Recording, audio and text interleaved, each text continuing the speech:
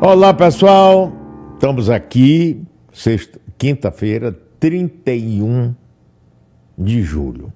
Começando aqui o Três Pontos, transmitido pela Rádio Metrópole FM, pelo YouTube metro1.com.br e também pelo canal Bob Fernandes. Vamos começar esse programa fantástico.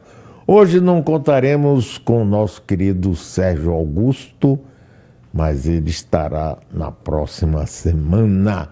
Vamos começar a trabalhar. Jânio de Freitas. Como vai você, meu amigo querido?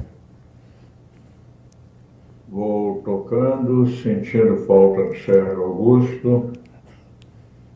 E ele foi fazer o teste do pezinho.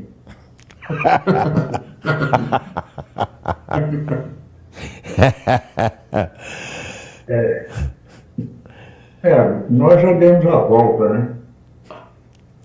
Mas, enfim, tempo péssimo aqui, você de camisinha de verão para esnobar. Mas um dia eu vou agora. Pois é, aqui está fazendo sol, não tem aquele frio lá É porque desagradável. vocês ficam distantes do pessoal bolsonarista do Sul e dos bolsonaristas de São Paulo.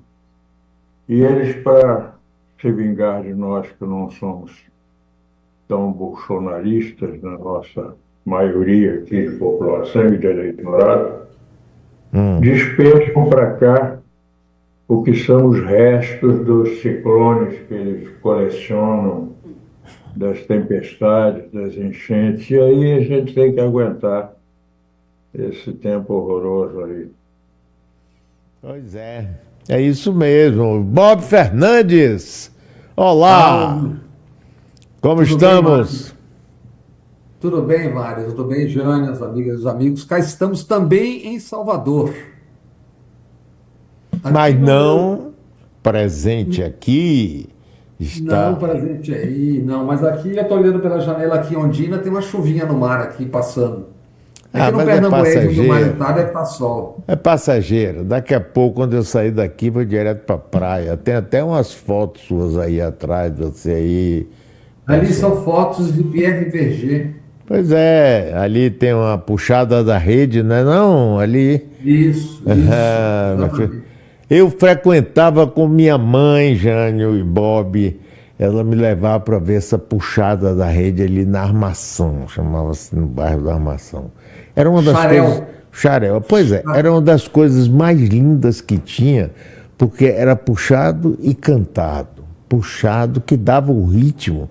Rapaz, é uma coisa que não sai da minha memória, porque era uma das coisas mais emocionantes e lindas que eu via, sabe?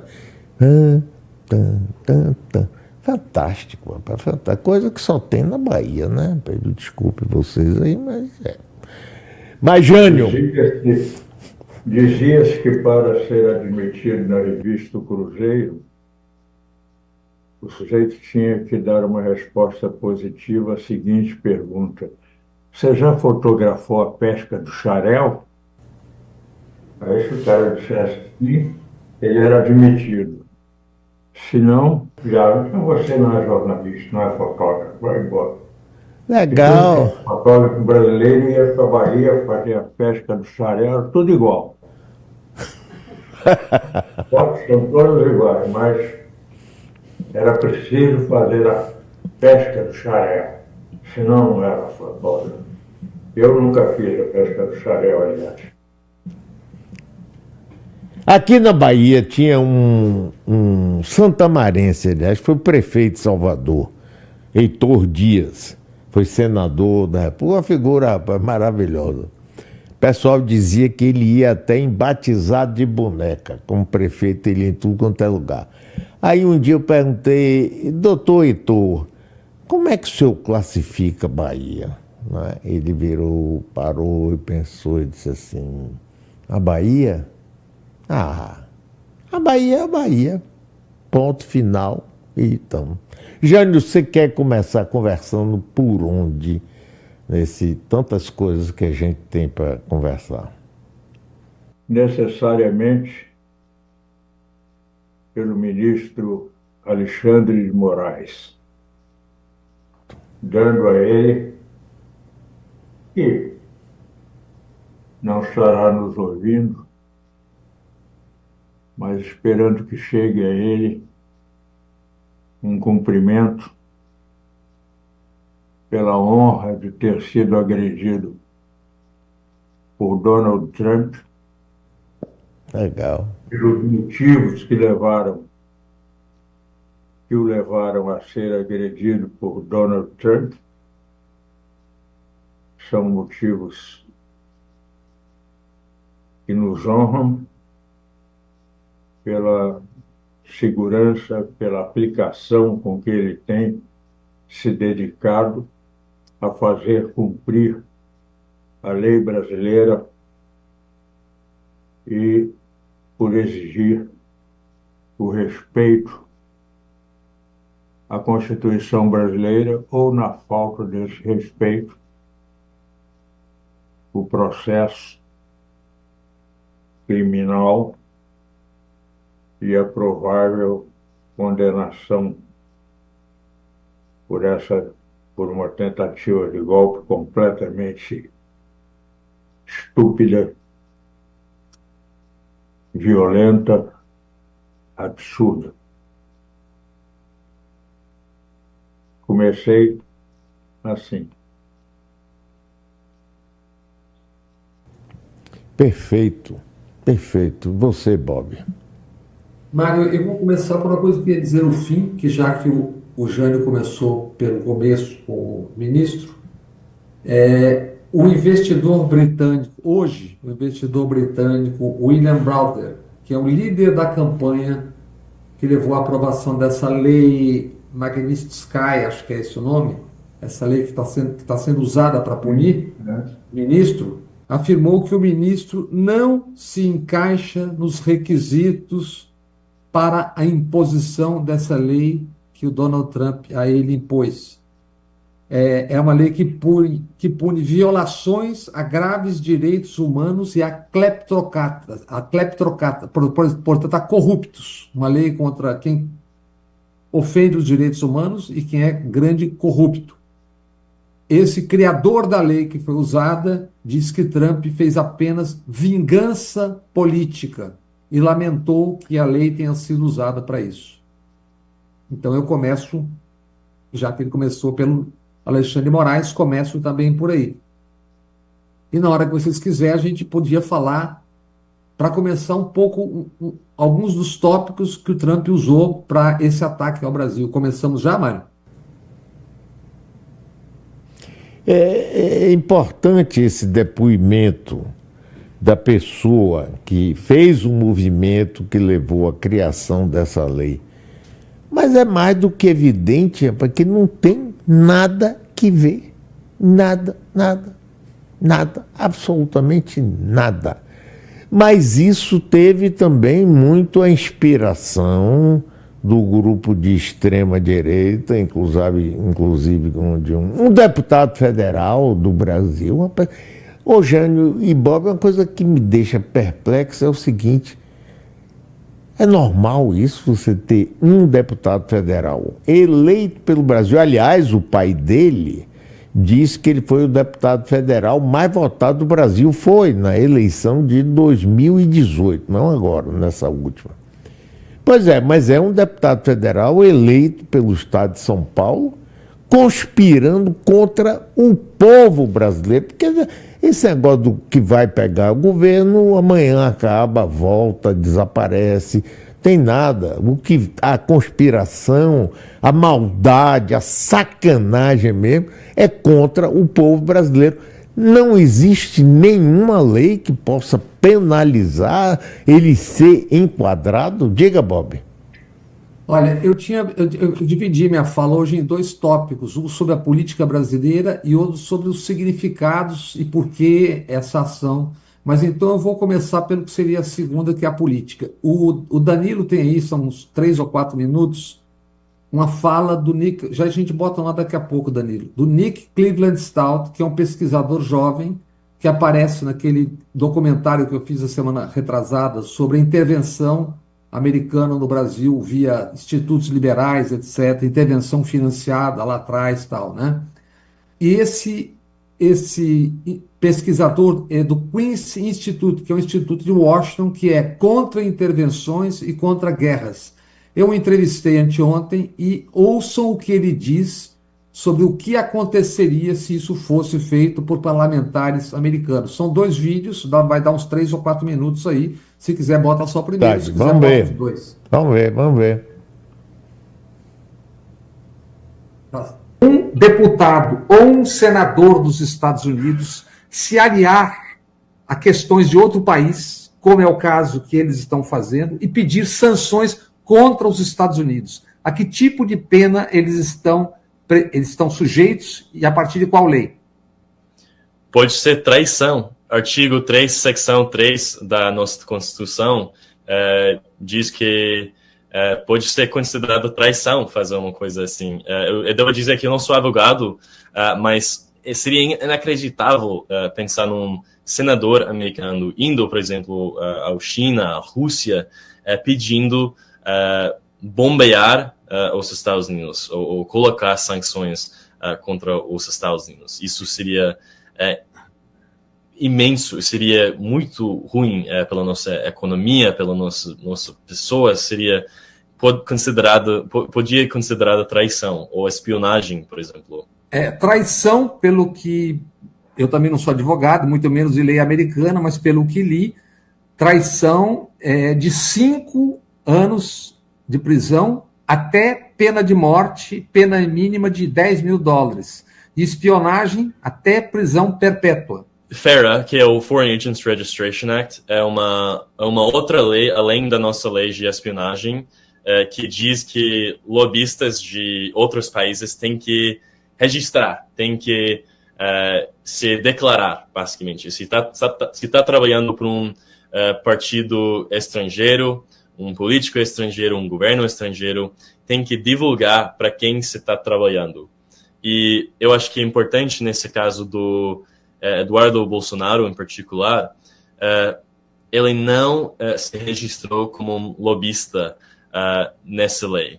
E é importante lembrar isso, falar sobre isso, levantar esse assunto, porque ele estava sendo pagado, eu acho que R$2 milhões para o seu pai, o ex-presidente Jair Bolsonaro, falando com congressistas, fazendo lobbying direito, não só falando, seria legal se os Estados Unidos fizesse uma coisa. Não, ele estava falando diretamente com congressistas, pedindo sanções contra o juiz Alexandre de Moraes, e estava sendo pagado por o seu pai por isso. Pode ser processado criminalmente por quebrar essa lei. Eu tenho que dizer que não sou advogado, mas eu acho que vale a pena muito, pelo menos, levantar essa questão. E eu tinha falado com um especialista, o Ben Freeman, que também trabalha comigo, que falou que esses detalhes parecem que deve registrar como um lobista estrangeiro. Tem casos disso. O nosso senador, por exemplo, o Bob Menendez, ele foi processado, agora ele está em prisão, acho que por 11 anos, começou esse ano já, por quebrar essa lei, por não registrar sob essa lei, como um lobista, no seu caso, pelo governo da Egito. Mas eu acho que provavelmente não vai acontecer nesse governo, com o caso do Eduardo Bolsonaro, porque a administração do Trump parece que não importa sobre essa lei nesse momento. E também pode ser processado por ações 5 anos antes. Por exemplo, se outro presidente for eleito em 3 anos, em 4 anos, quando a nossa próxima eleição vai acontecer, a nova administração pode fazer uma coisa sobre isso, se quiser. Entendi. É isso. Além de tudo, aparentemente cometendo crime também nos Estados Unidos. Sim, mas o próprio professor aí, o João, que falou com a gente, foi dizendo que no governo Trump lei só as que ele gosta. O próximo presidente, se quiser, terá tempo ainda de abrir um processo contra ele. Esperando que não seja. Porque Eugênio até queria ouvir você e Bob também sobre isso. Existe, rapaz, começa a se formar um ambiente para mudar a Constituição e permitir que Trump tenha um terceiro mandato, que é vedado hoje. E, se não for, ele também pode querer botar esse luminar, chama-se JP Vance. E aí, eu não sei qual deles seria o pior. Diga aí, Jânio, o que é que você vê disso aí? Bom, primeiro, quanto ao Eduardo, nem precisaríamos da lei americana para punir o que ele está fazendo contra o Brasil, porque nós temos as nossas próprias leis, o Congresso tem os seus próprios regramentos, e tanto pelas leis como pelos regramentos congressuais, o Bolsonaro já deveria estar punido há muito tempo. Mas é difícil aqui, e isso atesta o valor do trabalho que está sendo feito pelo ministro Alexandre de Moraes, é difícil aqui haver punição para quem tem algum tipo de influência. E os bolsonaristas têm uma massa grande de seguidores que faz com que os não bolsonaristas temam por suas reeleições ou eleições iniciantes e prefiram não punir nem mesmo quem chega a esse extremo de cometer traição à Constituição do seu país, ao seu povo, como é o caso do Eduardo Bolsonaro. E também, Jânio, do Flávio Bolsonaro, que pediu, por exemplo, sugeriu, olha, eles podem jogar 2 bombas atômicas aqui, como jogaram no Japão, tal. Também ele está trabalhando com o irmão nisso, né? Cabe a nós termos a responsabilidade de evitar que caiam 2 bombas atômicas aqui no Brasil, para depois nós anunciarmos que vamos fazer anistia. Os bolsonaristas, em geral, mesmo que não sejam capazes de acessar os meios de comunicação para divulgar as suas ideias, mas pelo fato só de serem bolsonaristas, já se definem como defensores do que o Eduardo Bolsonaro faz nos Estados Unidos, o Flávio faz aqui, e o bolsonarismo, em geral, faz.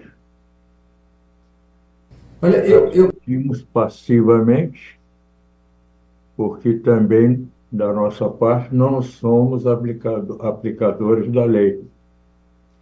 Então, simplesmente, vemos o Congresso discutindo aí quem ganha o quê, como fazer emendas para ganhar mais dinheiro, para ganhar mais votos.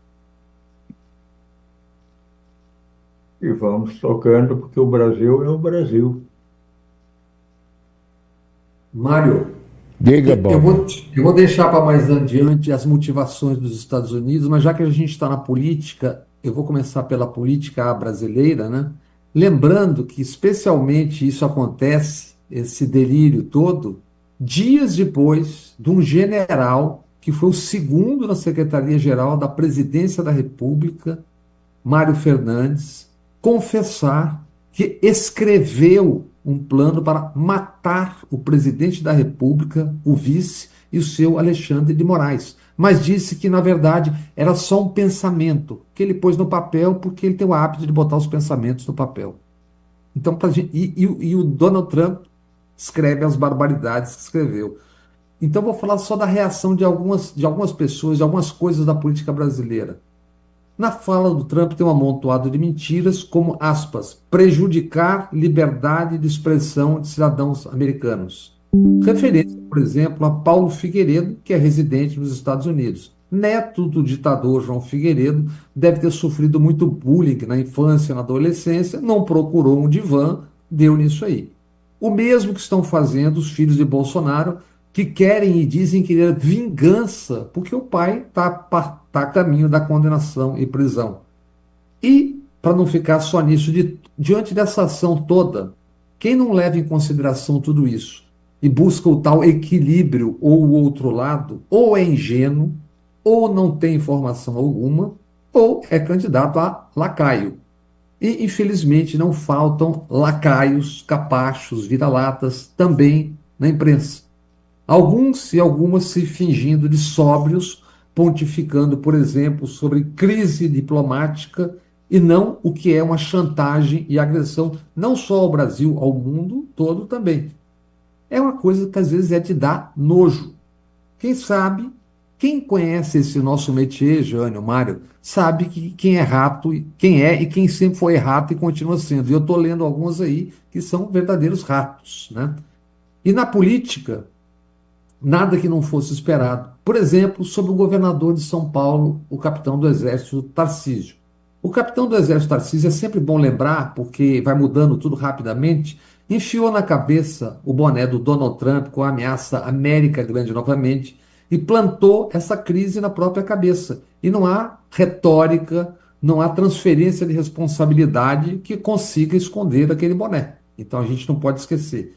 E nessa mesma atuada, a brincar de oposição ao próprio país e a milhões de trabalhadores, os governadores Inho, Jorginho de Santa Catarina, Romeu Zema de Minas Gerais e Rato Júnior do Paraná. Eles anunciam oposição ao governo Lula, tentam atribuir ao Brasil a responsabilidade que é de Trump diante do mundo, e não só ao Brasil, são irresponsáveis que estão dando oxigênio exatamente para essas medidas. Políticos medíocres, candidatos a grandes líderes que jamais serão, e cheguem onde chegarem, porque são desprovidos de qualquer ordem de grandeza, e numa crise como essa que você vê quem é grande e quem não tem grandeza, estatura política. Não estão nem isso, se vai ter inflação, crise, etc, etc. Agora, o extraordinário, Mário e Jânio, é que nessa semana, exatamente nessa semana, tem acontecido duas coisas. Concluiu que o Brasil saiu pela segunda vez do mapa da fome. E pela primeira vez na história, desde que é medida, o desemprego está abaixo de 6%, 5,8%. Então eles estão buscando uma crise que é política, politizaram a crise que vem de lá, porque o ano que vem tem eleição exatamente na semana desses dois fatos. Fome de 33 milhões que era no governo Bolsonaro, extinta até 2% menos em 2 anos e pouco de governo. A fome secular do Brasil é produto de como essas pessoas vivem e enxergam a vida. Expoentes do chamado Centrão, por exemplo, nos últimos 10 anos, 200 bilhões em emendas. É isso que alimentou e alimenta o Centrão, sendo grande parte delas secretas. Você não sabe quem está roubando, como, onde, quem e por quê. E para encerrar essa parte da política, leio hoje que o pessoal que produz frutas, vinho, uma verdadeira indústria no Vale do São Francisco, vai perder 70% do que produziu. Espero que não joguem fora, que distribuam. Agora, isso é onde? Exatamente onde, nos dias de 1 a 4 de novembro, tropas dos Estados Unidos, exatamente naquele local, Petrolina, Lagoa Grande, ali no Vale do São, treinarão com tropas do Exército Brasileiro. eu sempre continuo me perguntando, diante disso tudo, esse tipo de exercício que tem sido anual vai continuar sendo feito? Ô, Jânio, Bob mostrou aí dois dados extremamente importantes. Primeiro, a saída do mapa da fome. E segundo, o menor desemprego de toda a série histórica, desde quando se começou a pesquisar isso. Tá, tudo bem. Sim, mas aí você vai fazer uma pesquisa que envolva a população do Brasil, ainda há uma rejeição grande ao presidente Lula e ao governo dele. É claro, e a gente está vendo que isso está começando a mudar. Mas como é que se explica isso? O que é que há? Isso não atende o que a população quer? Eu estava conversando essa semana e vendo o seguinte, por exemplo, o governo Lula 1, a população brasileira tinha um perfil completamente diferente do que tem hoje. Lula 3. E aí eu pergunto, é isso que está impedindo que Lula 3 consiga a adesão ou popularidade que ele teve no Lula 1 e Lula 2? O que é que você acha disso, Jânio? Ô, Mário, há uma coisa que não muda.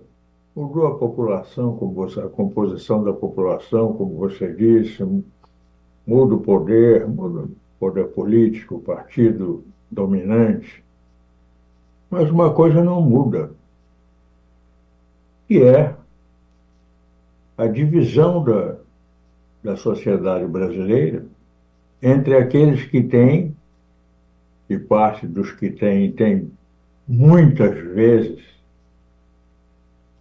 o que deveria ter, e na outra parte, no outro segmento da população, os que não têm, simplesmente não têm, e muitos não têm nada.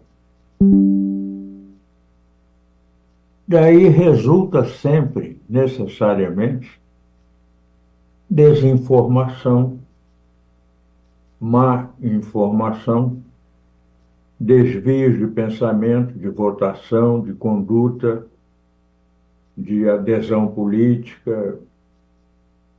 E é isso que se passa no Brasil, secularmente, mudando as formas, mas nunca o teor, a caracterização essencial, estrutural da população brasileira, que é condenada a ser o que tem sido. Ela não é assim por vontade própria. Ela é assim por vontade do menor dos seus segmentos, que é aquela cota ali de 10, 20% da população que tem poder direto ou indireto de influência e domina o todo, exatamente porque tem influência e, portanto, poder de dominar. É o que se passa. De repente, um governo surpreende o país conseguindo, primeiro, tendo o objetivo de mudar o mapa da fome, de tirar o Brasil do mapa da fome. Isso já é uma raridade na história brasileira. É uma, mais do que uma raridade, é uma excepcionalidade na história brasileira. Enfim, acontece. Ele continuará sendo uma exceção, porque se não mantiver o poder, dificilmente o Brasil continuará fora do mapa da fome, porque tudo será feito para levá-lo de volta ao mapa da fome. Foi assim, em seguida, aos primeiros mandatos do presidente Lula. Também conseguiu êxitos estupendos em redução da pobreza e em obtenção de emprego para as populações desassistidas. O eleito foi Bolsonaro, com toda aquela conspiração que foi um golpe de Estado, com a prisão do Lula, ou seja, a prisão do candidato que dominava a pré-eleição e certamente seria eleito, porque a sua vantagem era enorme, saiu, deixou o poder com 84% de aprovação da população adulta brasileira. 84%. Não é que isso seja fantástico aqui no Brasil, é fantástico no mundo. Um governante deixar 8 anos de governo com 84% de aprovação. Apenas 16 disseram não, não aprovo ou não sei o que dizer. No entanto, houve um golpe de Estado praticado por uma vara de justiça, imaginem, um golpe, e por uma ala da Procuradoria-Geral da República, representantes da população, apenas não eleitos como parlamentares municipais, estaduais e federais. São procuradores da República, portanto, de todo o contingente populacional. Golpearam e fizeram o quê? Retornaram o Brasil à condição de país com maioria faminta e puseram o Brasil em primeiro lugar. O Brasil é o primeiro no mundo em desigualdade. O levantamento, concluído, aliás, neste ano, situou o Brasil em primeiro no mundo em desigualdade social e econômica, portanto. Se correntes do Brasil tradicional voltam ao poder com a eleição do ano que vem, obviamente o que esses vitoriosos farão é levar o país aquilo que eles querem que o país seja. Um país de menos empregos do que o mínimo necessário, presente no mapa da fome, tão desigual e crescentemente desigual quanto possível,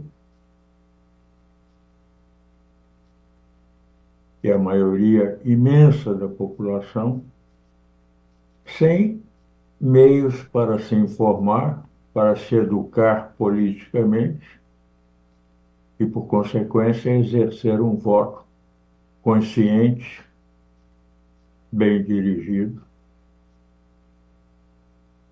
para que mude esse país.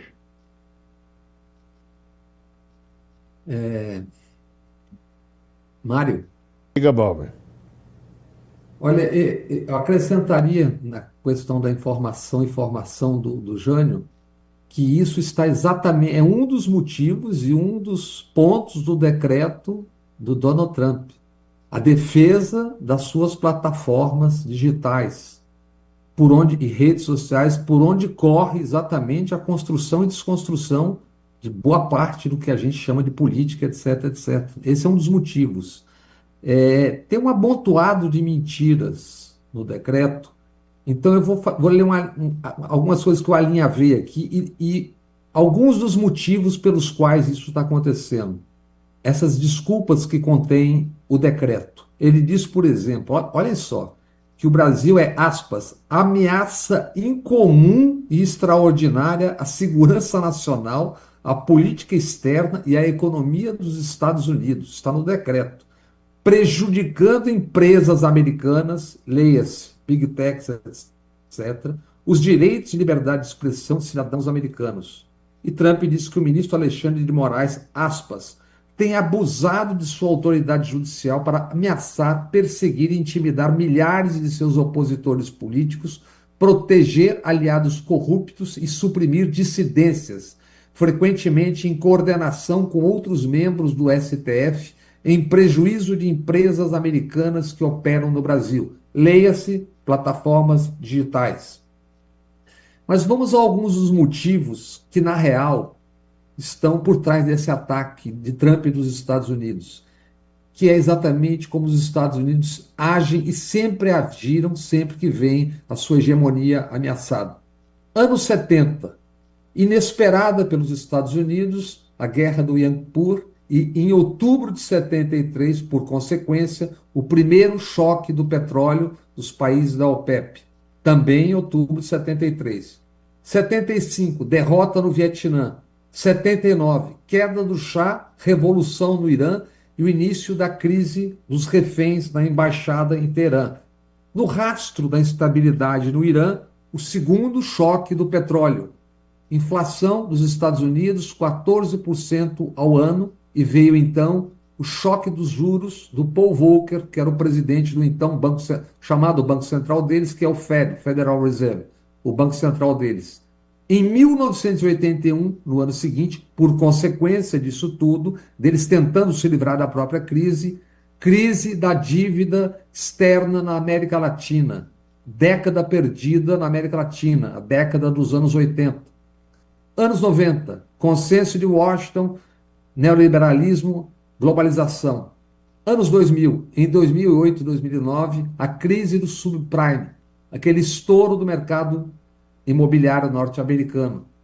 Consequências, os Estados Unidos, com aquilo, segundo o Federal Reserve de Dallas, torraram no total, por anos, 26 trilhões de dólares para salvar o seu sistema financeiro e suas pontas. E o mundo?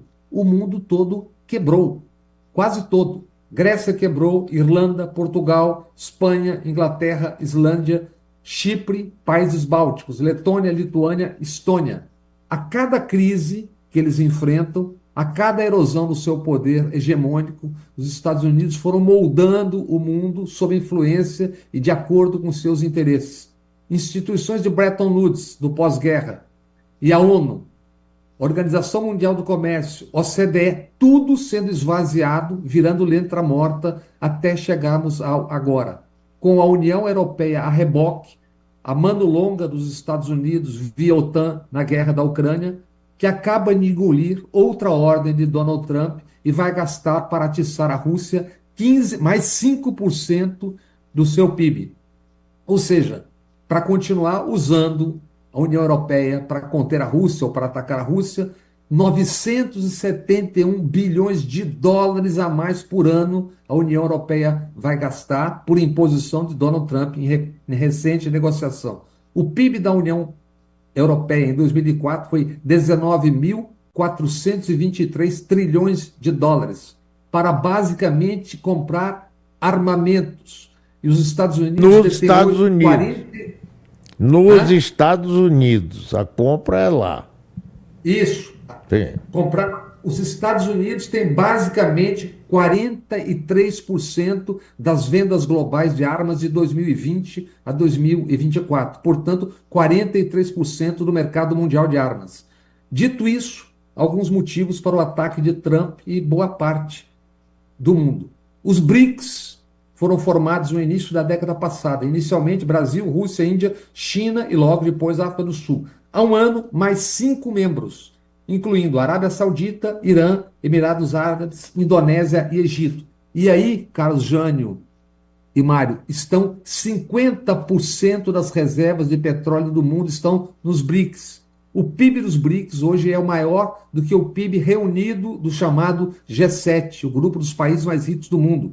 Nos BRICS estão 4 das maiores economias do mundo em poder de compra. Representam 43% do PIB mundial e 60% das reservas de gás natural, com um adendo, incluindo 3 detentores de bombas nucleares, e o maior detentor deles na Terra, a Rússia, que tem 5.580 ogivas nucleares. É muito mais fácil Trump atacar o Brasil, que no momento preside os BRICS, além do Mercosul, e assim tentar rachar o grupo. Como atacou anteontem a Índia, com outra taxação, se não me engano, de 25%, que está vendendo, que está comprando petróleo e gás da Rússia. Ataca também em defesa do seu sistema de comunicação, que é da extrema-direita mundial, não apenas sua, porque é baseada nos Estados Unidos, as plataformas digitais, a mais poderosa arma de comunicação política da história da humanidade até hoje. 5, 6 senhores são donos da comunicação no mundo.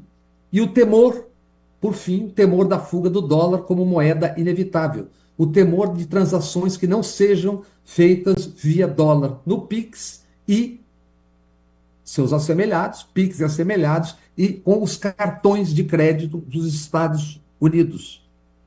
A citação nominal ao Alexandre de Moraes e ao STF é porque o Supremo Tribunal, há semanas, ousou regulamentar alguma coisa desse poder. Decidiu que qualquer coisa que esteja nas plataformas, produção de terceiros, eles são responsáveis, as plataformas, por aquilo e devem tirar do ar, sem que se espere a justiça levar 1, 2, 3 anos determinando para tirar. É isso. Esse é o resumo da ópera de por que está acontecendo tudo isso. Sim, tá certo. Mas acontece que no próximo ano nós vamos ter eleição, talvez a mais importante do país. E a gente está vendo que essa extrema-direita concentra no Senado, não é, porque é lá onde eles vão modificar, inclusive, o Supremo Tribunal Federal e dar a chave. E na presidência da República, na medida em que o governo Lula não tem, quer dizer, ele, Jânio falou bem aí, o Lula 1, Lula 2.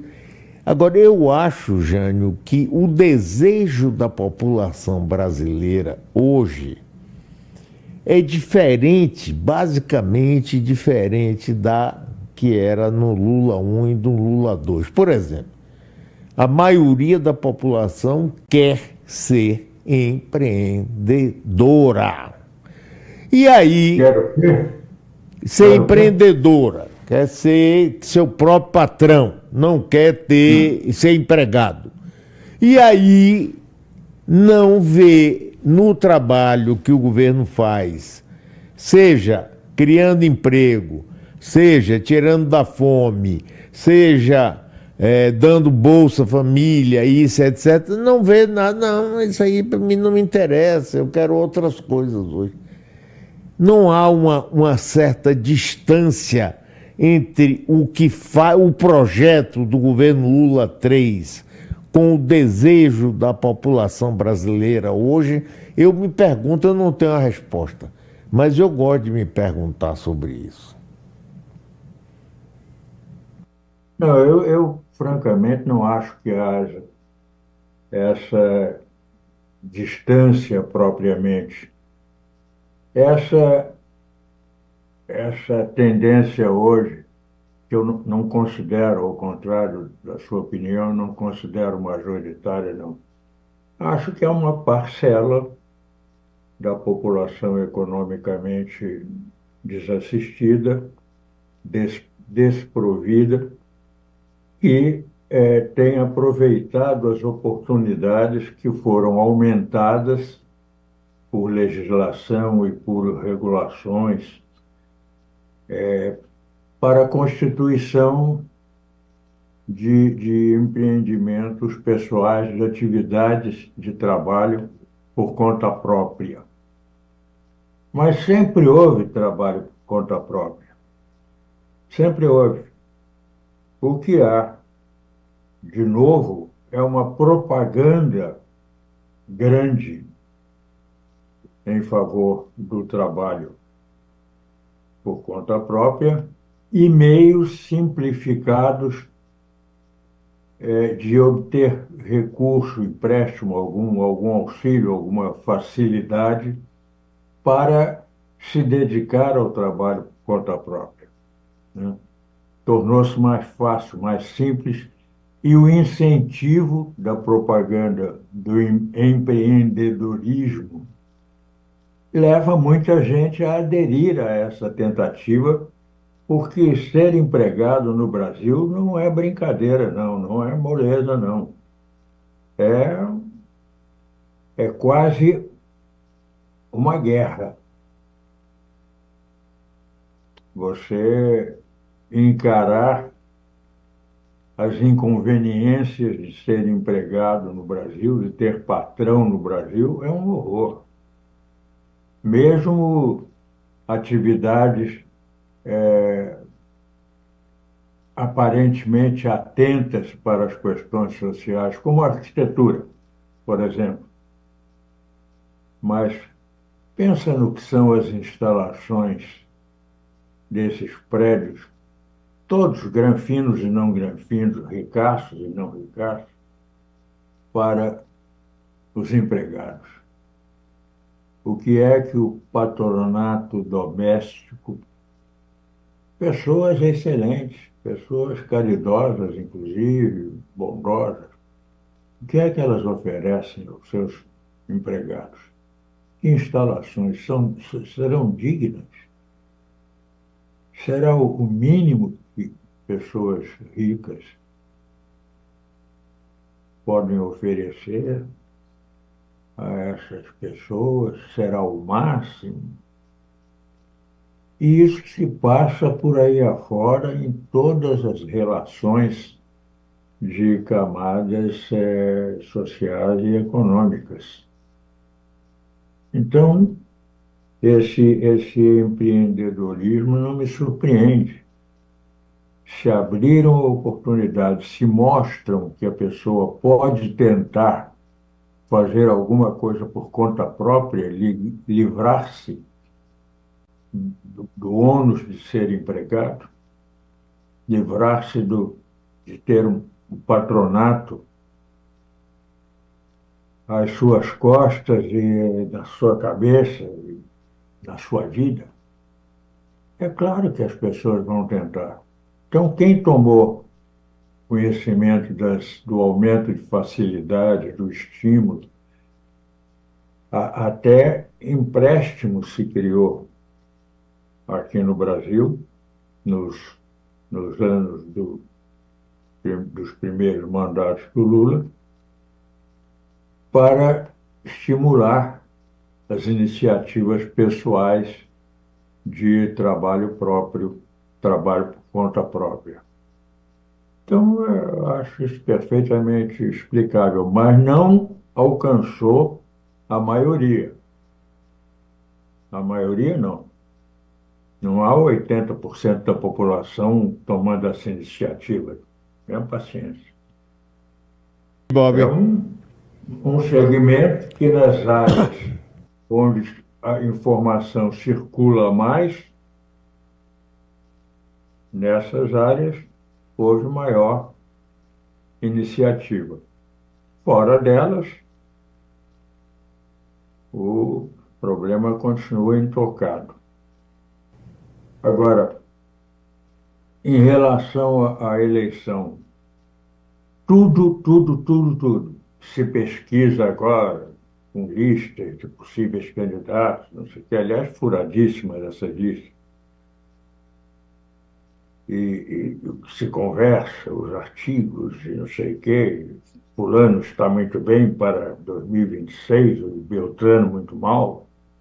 Isso não vale nada. Começou a campanha. A campanha vai começar no ano que vem. Tudo o que se discutir agora vale pouquíssimo, vale muito pouco. Há pessoas de quem não se pode esperar uma presença mais enfática na campanha, outros menos e tal, mas isso não significa nada, porque de repente desponta alguma coisa ou não desponta. Quem esperava que o Lula, naquelas eleições, naquelas pesquisas todas em que o Lula estava disparado no ano anterior à eleição, e o Lula acabou, em vez de ir na presidência, na cadeia. Hoje, o Supremo Tribunal Federal, que participou do golpe, a Procuradoria-Geral da República participou ativamente do golpe, com a cobertura que o então Procurador-Geral da República, Rodrigo Janot, deu a Deltan Dallagnol e aos que auxiliaram, acompanharam, assessoraram Deltan Dallagnol. Depois ele quis fazer uma de democrata. Não. Ele é tão responsável quanto o próprio Deltan Dallagnol, no mínimo, porque ele era chefe do Deltan Dallagnol. Os que integravam o Conselho Nacional de Justiça e o Conselho Nacional do Ministério Público, a maioria, não posso dizer que todos, não seria justo, a maioria de um e de outro conselhos, essa maioria participou ativamente pela sua omissão. Foi uma omissão consciente, deliberada. Ninguém ali foi forçado a ser omisso. Ninguém ali foi forçado a dar cobertura a Deltan Dallagnol, a Sérgio Moro. Ninguém. Gilmar Mendes já se reconsiderou, já se reviu, mas Gilmar Mendes, como ministro do Supremo Tribunal Federal, teve um momento de atitude decisivamente antidemocrática, inconstitucional mesmo. Facilitou aquele golpe de Estado por intermédio da Procuradoria-Geral da República e do Judiciário, de uma vara de justiça. Então, tudo pode acontecer nesse país onde tudo pode acontecer, até se chegar à eleição, à campanha do ano que vem. A eleição no Brasil continua sendo algo incerto. Vocês se lembram que até por iniciativa própria acontecem coisas que alteram tudo. Vocês se lembram que o Brizola liderava, olha, e ia para as cabeças. De repente ele tinha um comício aí em Salvador, estou me lembrando agora. Estava um comício montado em Salvador, gigantesco. Era um comício para abalar ainda mais a fraqueza dos competidores de Leonel Brizola. Ele não foi. ele não apareceu. O prefeito Mário Kertes teve que se virar para atender aquela multidão imensa que se reuniu à espera de ver e ouvir Brizola e não ia ver nem ouvir Brizola.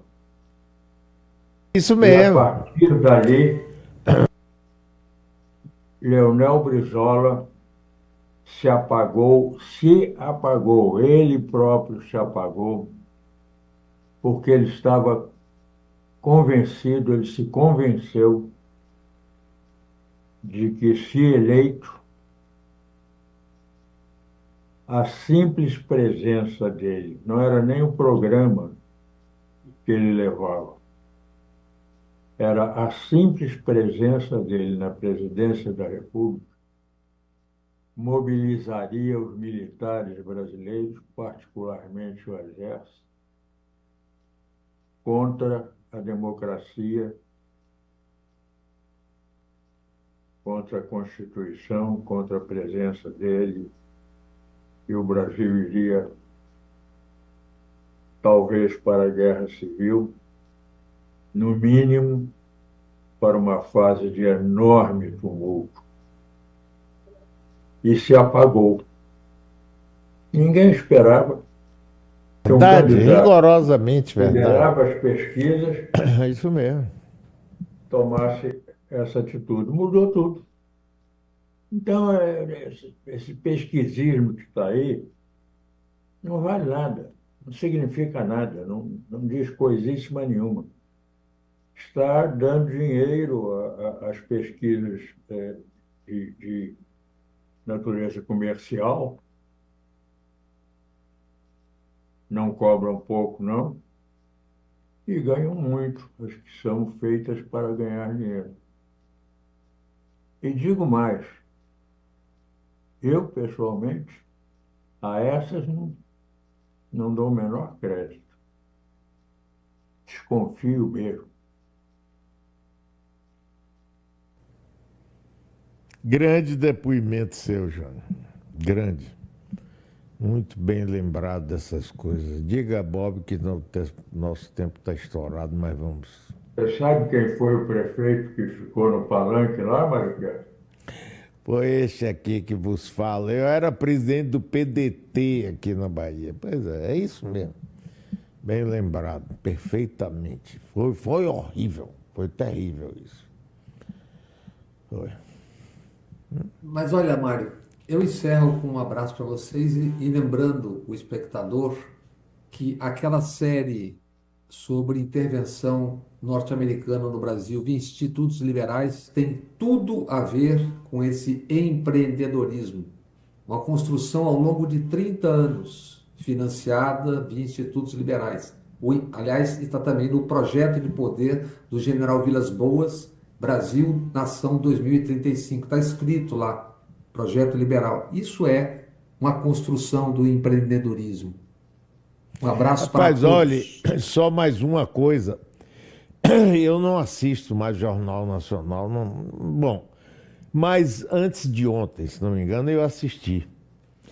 Rapaz, o tempo que eles gastaram para mostrar uma senhora de 52 anos e um nordestino morando em São Paulo, de seus 50 anos, talvez. Mostrando, rapaz, como eles gostavam de ser empreendedores, que tinham tempo livre, que iam para casa, ora, que não sei o que, não sei o que. Sim, mas e o futuro? Ah, não, teve uma senhora que disse, bom, o futuro a Deus pertence, o outro disse, não, eu estou fazendo... Nitidamente, rapaz, uma coisa para fazer a cabeça de uma forma... Eu já disse a vocês que teve um professor que chegou aqui e no meio, numa entrevista fantástica com ele, no meio assim, eu perguntei, Uber, ele chegou e disse, olha, o pessoal não tem proteção, tem isso. Olha, foi nas redes sociais da Rádio Metrópole, bateu todos os recordes, mais de 500 mil visualizações e todas defendendo o empreendedorismo. Aí tá, neoliberal, isso é por aí. Construção. Mas é por isso que é excelente esse programa, é por isso que dá força, gente. Jânio, meu queridíssimo amigo, que bom. Aí você, um abraço, até a próxima quinta. Mas hoje tem reprise no canal Bob Fernandes e amanhã aqui na Metrópole, no rádio e também no YouTube metro1.com.br. Um abração, Jânio, um abração, Bob. Abraço a vocês, obrigado a todos. Abraço, queridas e queridos e caros colegas. Um abraço. Muito bom esse programa de hoje, inclusive esses depoimentos aí, vocês dois são demais, ótimo. Dá alegria e força para a gente continuar. Vamos lá, em frente. Intervalo comercial que o resto do pessoal vem, né? E eu vou. Tchau.